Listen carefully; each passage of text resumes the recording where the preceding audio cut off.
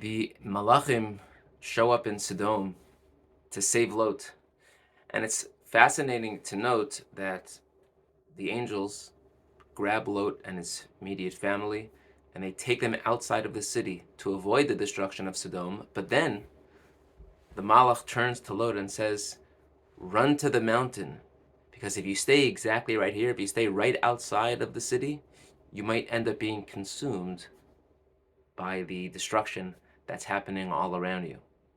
And then Lot says, wait a second, I can't get to the mountain, it's too much, let me go to Tzoar, can you leave Tzoar alone? And it's Mitzar, it's small, it's insignificant, and the angel says, fine. The question to me is obvious.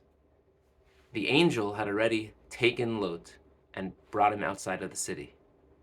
The angel couldn't take him a few more steps, a few more miles to the mountain. Why was it necessary for the angel to say to Lot, you run to the mountain? So I thought about this for a little while the other day. And what I realized is as follows. If you think about Lot's trajectory, perhaps we can then understand what happened here. Lot initially was with Avraham. He had everything he needed. But then Lot made a fateful decision. Lot decided to go to Sodom. It was a bad decision. It was the wrong decision. But he was fueled by financial motivations and perhaps other reasons. And so he went to Sodom. Good real estate. And then when he was there, Avram had to bail him out when he was taken captive. And he was stuck in a town that was full of licentiousness, debauchery, debasement. And now, here's Lot, being bailed out again, just like Avram did a little while before. Now comes the angel and bails him out. And the truth is, in life, we can't always rely on people bailing us out. In fact, it's not even good for our health to allow people to come to our aid and just take care of us whenever we're stuck. And perhaps that's the message that the Malach was giving to Lot. Yes, Lot, you're in trouble right now. You're in the middle of Sodom. I'm about to destroy it. There's no way for you to get out right now. So you know what I'm going to do? I'm going to give you a head start. I'm going to bail you out partially. I'm going to take you out of the city.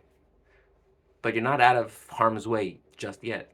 There's more work that has to be done, but I'm not going to do it for you. You need to do it on your own. Take some accountability, show responsibility. Teach us, prove to us that you're a changed man, that the mistake you made all those years ago by leaving Avram and choosing to go to Sodom, now you are leaving Sodom on your own and going back to Avram. So often with the family members, it's hard emotionally to see them struggling, and we always look for ways to bail them out.